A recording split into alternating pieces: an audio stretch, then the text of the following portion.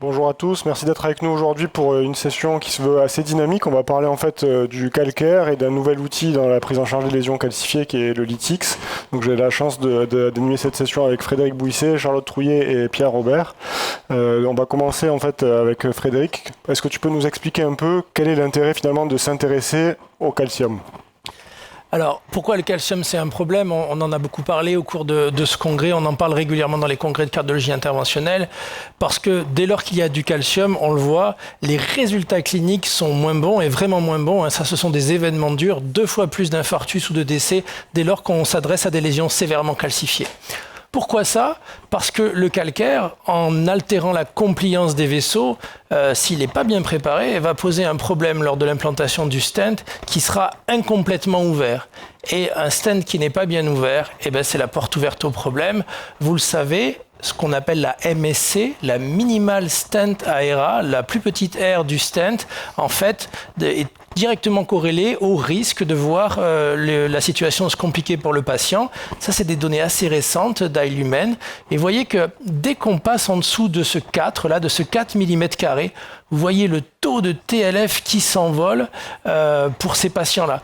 Alors, évidemment, ça a des limites, cette notion-là, ça dépend du vaisseau, mais le message clé, c'est que le calcium altère la compliance, il empêche les stents de s'ouvrir, et de fait, on a des soucis si on n'a pas bien préparé.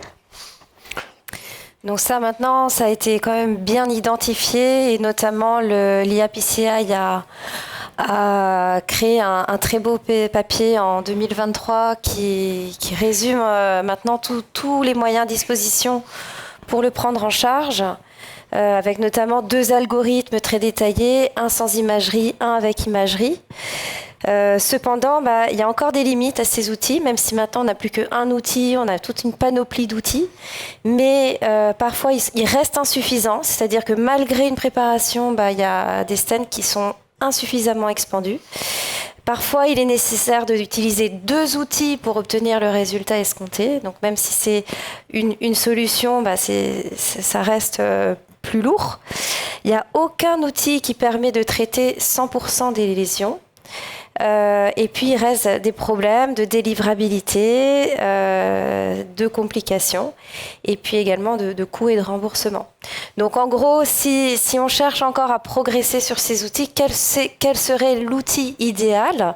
C'est celui qui a le meilleur ratio sécurité-efficacité, qui a un bon profil de franchissement, qui est facile à utiliser, idéalement comme un ballon standard, et qui serait efficace sur tous les types de calcium, le calcium concentrique, excentrique, le calcium nodulaire.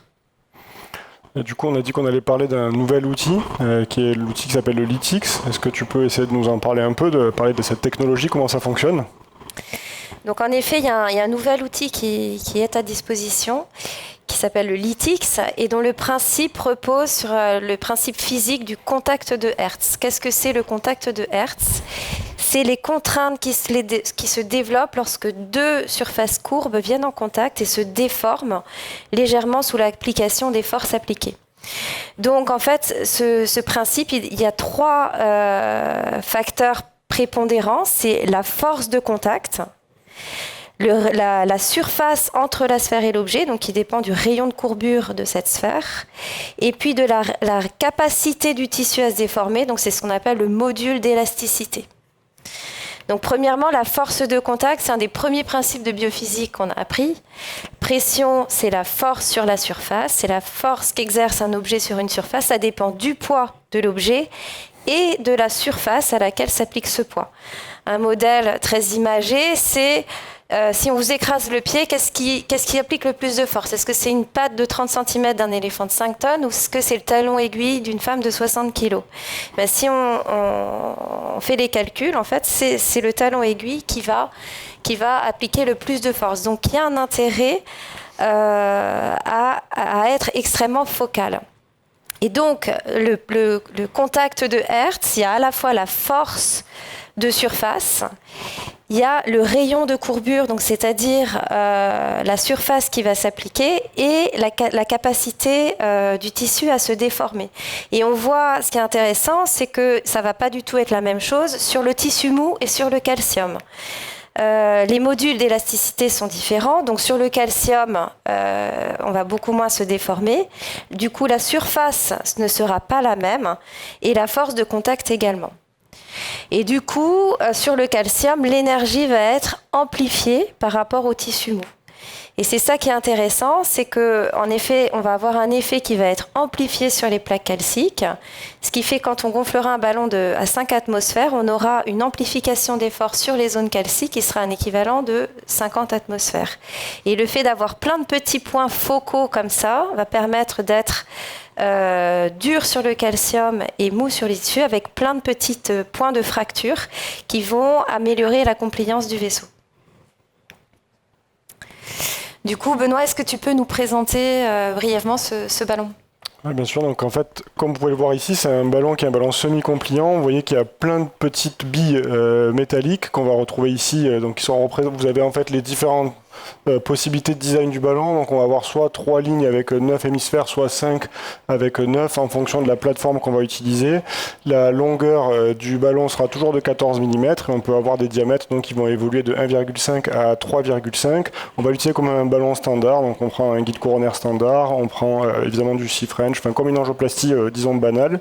Un élément qui est important en revanche, c'est la manière dont on va faire les inflations.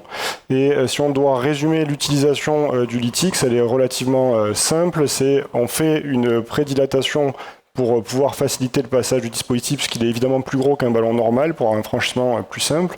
On va éventuellement évaluer la lésion avec de l'imagerie endocoronaire comme dans la prise en charge de la plaque calcifiée. Et puis après, on va pouvoir utiliser le ballon.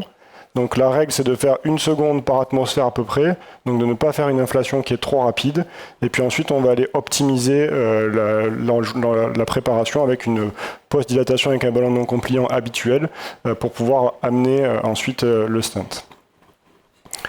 Donc peut-être que Fred, tu peux nous parler des études qui existent sur le Litix ? Oui, absolument. Donc, c'est un dispositif qui est nouveau. Il n'y a pas énormément d'études, mais il y en a une qui est importante, qui s'appelle l'étude Pinacle et qui a été communiquée déjà au TCT, mais pas encore publiée. Donc les données que je vous montre sont basées sur cette communication qui a été faite au TCT.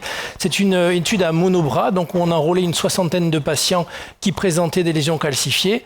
La moitié d'entre eux ont eu des OCT sériés et on a regardé l'efficacité périprocédurale et avec un suivi à 6 mois et également des critères secondaires basés sur l'imagerie.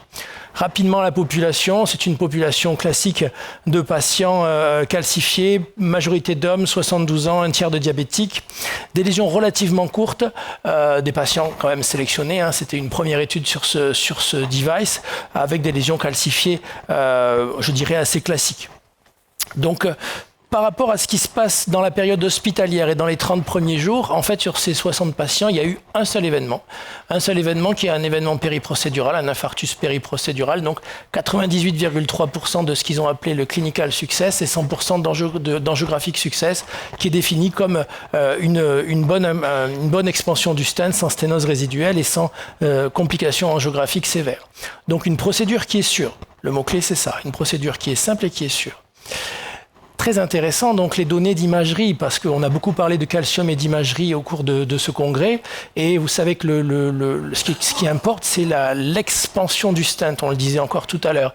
Et vous voyez, quand on regarde ce qui se passe au niveau de ce qu'on appelle la MLA, donc c'était l'endroit le plus malade, le plus serré avant l'angioplastie, on a 100% d'expansion, et quand on regarde la MSC, donc l'endroit où le stent est le moins bien ouvert, on a 96% d'expansion avec une sténose résiduelle qui est d'environ 14%, et c'est assez impressionnant quand on connaît la bibliographie sur les lésions calcifiées. On a rarement ce type de performance.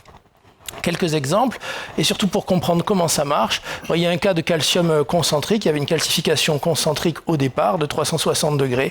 Après l'utilisation du ballon Litix, on note des fractures donc, qui expliquent l'amélioration de la compliance et qui permettent in fine une bonne expansion du stent. Donc le mécanisme de fonctionnement, c'est la création de fractures.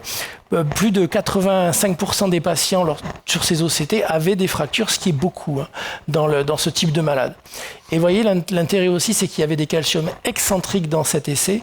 Et sur le calcium excentrique, même chose, on arrive par ce mécanisme à obtenir des fractures et donc là aussi, une bonne expansion du stent. suivi qui est à 6 mois. Sur le suivi à 6 mois, il n'y a pas d'autres événements en fait qui arrivent sur les lésions traitées. Il y a des événements qui sont non cardiovasculaires et des événements sur les vaisseaux non traités, mais le seul événement sur ces 60 patients, c'était un épisode périprocédural non Q-wave, donc quand même une procédure encore une fois sûre. En conclusion, le principe donc de ce dispositif, c'est d'être safe et efficace, c'est ce qui est vu dans cette étude. Le mécanisme, donc, c'est des fractures qui permettent une bonne expansion du stent, et donc ça constitue une alternative, en tout cas prometteuse à ce stade, un outil de plus dans notre arsenal, je dirais. Merci Fred. Du coup, on a eu la chance de faire quelques cas à Nîmes. Peut-être que Pierre, tu peux nous présenter 2 cas et puis nous en sortir les messages clés. Tout à fait, avec grand plaisir. Je vais vous présenter 2 cas avec de l'imagerie autour de ce ballon.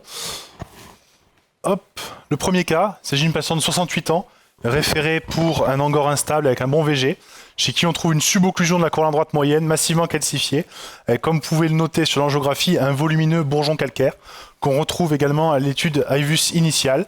Donc on a, au-delà de ce bourgeon calcaire, un arc à 360 degrés, un volumineux nodule calcaire avec un cône d'ombre postérieur important, un cône d'ombre important, une longueur de lésion d'environ 30 mm et une épaisseur du calcium à environ 1 mm. Donc à ce moment-là, on n'avait pas trop d'expérience de ce ballon, on a appelé le responsable commercial, moi j'avais pas le vocable Lytix encore bien en tête, je lui ai dit excuse-moi ton ballon Tropico, est-ce que tu penses que ça marche sur les bourgeons calcaires? Il m'a dit viens on va essayer, surtout qu'il n'y avait pas que ça, il y avait quand même aussi une lésion, un arc calcaire à 360 degrés. Donc c'est ce qu'on a fait. On a pris un ballon de 3,5-14, on a fait une première inflation à 5 atmosphères dite de sécurité, avec un petit test derrière pour vérifier qu'il n'y ait pas un trop volumineux hématome de l'artère. Puis 10 inflations de 30 secondes à 11 atmosphères, ce qui est le maximum recommandé par le constructeur. Vous voyez sur l'image de gauche donc l'inflation du ballon, sachant que jusque-là on avait juste fait un coup de 2-0, de non compliant 2-0 pour passer la fibre d'IVUS. Et le 2-0 n'était pas passé tout seul, le ballon est passé sans problème. On inflate 1 atmosphère par seconde, on inflate doucement, c'est l'image du milieu ici. Et comme on est curieux comme des vieux chats, on a tenté de casser le ballon. Donc on l'a inflaté, il a cassé à 35 atmosphères. Et ce qui est intéressant de noter, c'est quand il se casse, il ne se déstructure pas. On ne perd pas des boules dans l'artère, ce qui pouvait être une crainte éventuellement avec ce système. Donc réaliser sans trucage, ça c'est l'angio après le Lytix. On n'a pas encore prédilaté. On peut voir déjà que le bourgeon calcaire a, en tout cas géographiquement, disparu. On sait qu'il n'a pas disparu, rien ne se perd. Et on voit également qu'il y a un hématome quand même de l'artère. Donc c'est un outil. On a l'impression de gonfler un ballon, un geste assez banal et quotidien pour nous. On a un ballon qui est quand même agressif, qui va casser le calcium. C'est ce qu'on lui demande. On voit ici sur l'image arrêtée l'hématome qui s'est formé autour de la calcification, ainsi que des points de fracture que vous pouvez apprécier également sur l'IVUS en dynamique.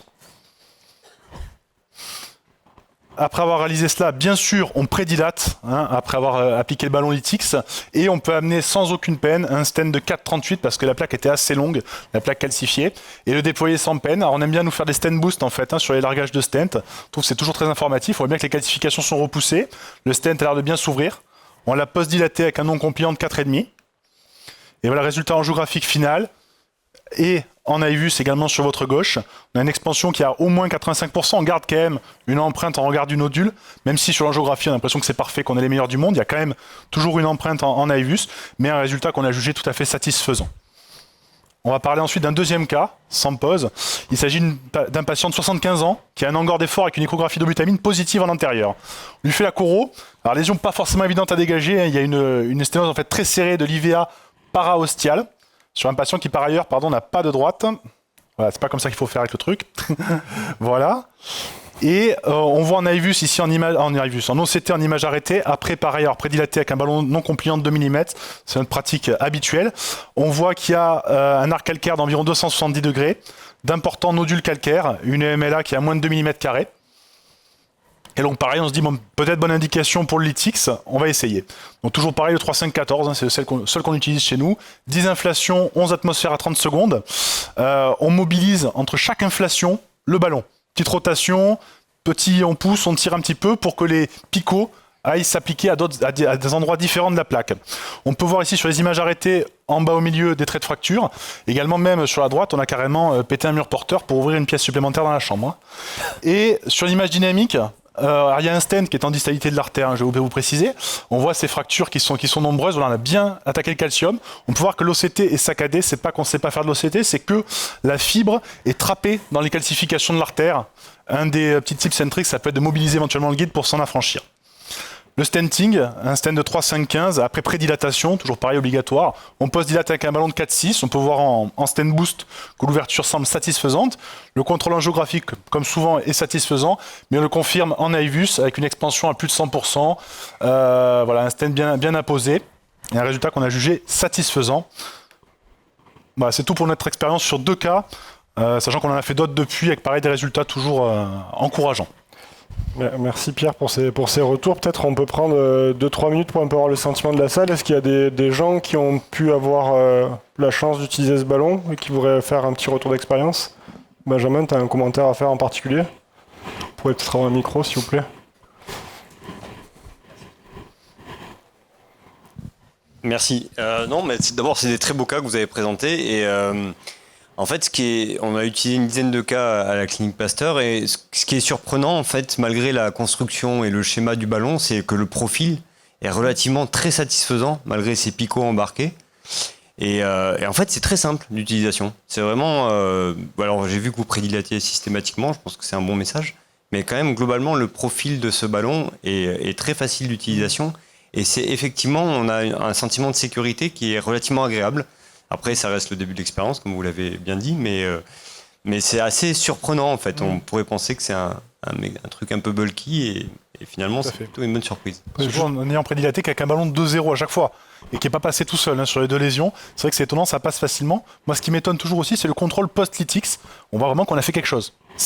Autant tu as juste l'impression de gonfler un ballon dans une action qui est assez banale, mais le résultat est quand même, c'est quelque chose, c'est un dispositif qui fracasse vraiment la plaque. C'est ce qu'on lui demande. Après, sur la prédilatation, le message, c'est quand même pas pour les collègues de dire qu'il faut nécessairement prédilater. On aurait le droit de l'utiliser d'emblée, sauf qu'on pense quand même plus de difficulté à franchir. Et dans les cas qu'on a présentés ici, c'était aussi dans l'idée de faire de l'imagerie qui est difficile quand il n'y a pas eu tout de prédilatation. Et par contre, je crois que ce qui est très important de rappeler, c'est le couplage entre l'utilisation du lytix et la post-dilatation au ballon non compliant qui continue vraiment de préparer la plaque et d'assurer la compliance du vaisseau. Ça, je crois que la partie après lytix du ballon non compliant est fondamentale pour continuer vraiment à travailler la plaque. Oui, parce que Frédéric l'a très bien dit tout à l'heure, c'est impressionnant le nombre de fractures que vous voyez en OCT, puisque si on doit faire une comparaison avec tout ce qu'on connaît de Shockwave, c'est 30% des patients qui ont des fractures en OCT. Là, manifestement, c'est 3 fois plus. Ouais. Ça, c'est quand même très encourageant. Ouais, c'est très impressionnant, c'est sûr. Mais on le voit, en fait, c'est presque, je dirais, le piège. C'est-à-dire, comme tu l'as dit, c'est hyper simple. Et donc, on a l'impression au début qu'on a un simple ballon. Il faut juste prendre son temps. Et quand on passe l'imagerie endocoronaire, moi j'ai la même expérience que vous. Tu dis qu'on pète des murs porteurs. Et c'est vrai, les résultats sont impressionnants. Il faut faire, je pense, aussi attention, parce que j'ai vu aussi des hématomes comme toi. Donc c'est vraiment très efficace. Après, notre expérience, c'est d'une dizaine de cas pareils au CHU de Ranguet. Ça, c'est peut-être un bon commentaire de parler du danger de la procédure. C'est la question qui va venir derrière tout ça et qui est hyper difficile à laquelle on n'a pas vraiment de réponse aujourd'hui. C'est comment finalement positionner l'ITX par rapport aux autres outils qu'on va avoir, qui vont être la thérectomie, qu'elle soit rotationnelle ou orbitale, la lithotricie intracoronaire. On n'a pas tellement de réponse. Alors peut-être qu'on peut un peu prendre le sentiment de chacun, mais on a quand même l'impression que quand on va avoir une artère chez quelqu'un de très fragile, peut-être qu'on ne va pas utiliser ce dispositif qui apparaît un peu plus puissant. En tout peut-être, je ne sais pas, est-ce que ça doit rentrer dans le choix pour le positionnement? Je ne sais pas ce que vous en pensez. Après, sur les données de Pinacle, c'est super safe. Il y a 0 complication. Il y a un infarctus périprocédural. C'est juste un peu de trop au poste. C'est tout.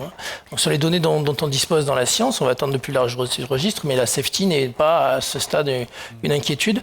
Mais je pense que contrairement à d'autres dispositifs où il y a un générateur, où il y a un système avec la thérectomie, enfin on est vraiment conscient qu'on fait quelque chose de tonique dans la plaque.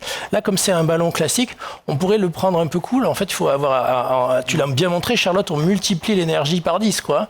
Donc on applique l'équivalent de 50 bars, même à 5 atmosphères. C'est juste ça qu'il faut avoir en tête et le faire tranquillement. Voilà, et le fait d'agir de manière extrêmement focale et de travailler atmosphère par atmosphère permet vraiment, pour l'instant, c'est vrai, ce qu'on étudie, c'est l'efficacité. Et pour l'instant, sur les quelques cas qu'on a tous réalisés, on a tous le même sentiment que ça marche. Ouais. Vraiment, moi, j'ai fait un cas massivement calcifié d'un tronc commun et ça a vraiment très, très bien marché.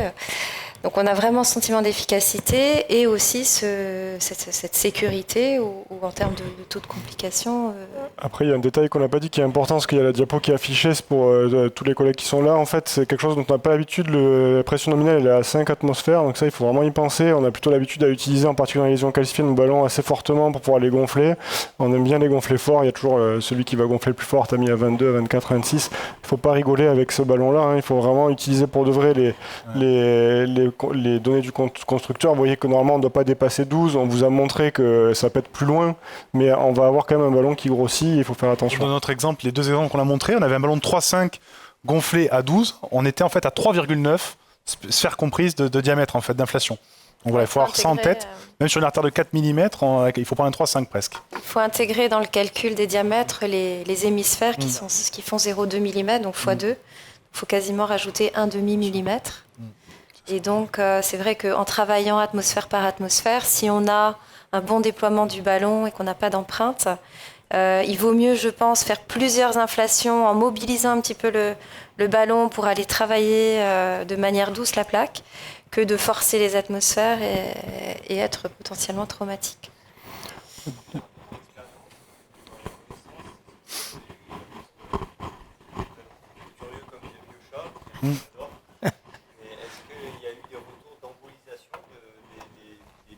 Structurel, est-ce que ça a été décrit, ces phénomènes d'embolisation? Ça n'a pas été décrit, c'était un peu l'idée en fait. On a un peu cette inquiétude, on s'est dit on va gonfler fort pour voir si on les prend dans la figure quand on gonfle à fond et que le ballon explose. Ça bouge pas du tout et après on a essayé de vraiment tirer sur l'espèce de membrane qu'il y a autour de la bille. Honnêtement, on pense pas que ça puisse être possible et on n'a pas trouvé de cas décrits. Le laboratoire ne décrit pas de cas non plus dans la matériaux-vigilance, donc a priori c'est complètement safe et il n'y a pas de raison que ça se décroche, quoi. Du coup, si on essaie peut-être de conclure les messages, j'avais essayé de prendre quelques notes pendant que tout le monde parlait, mais globalement, les messages principaux, on a vu, c'est que les calcifications, c'est quelque chose qui est pas anodin. On a vu que c'était lié directement au risque d'avoir une sous-expansion du stent et par conséquent un risque qui est lié aussi du coup aux événements ischémiques. On a dit que le défaut d'expansion, c'était un vrai problème, qu'on avait du mal à lutter contre ça malgré les différents outils qu'on avait aujourd'hui, qu'il n'y a pas d'outil idéal. Charlotte nous en a parlé. On a aujourd'hui des difficultés encore à trouver exactement la bonne partie, de savoir quel outil pour quelle lésion.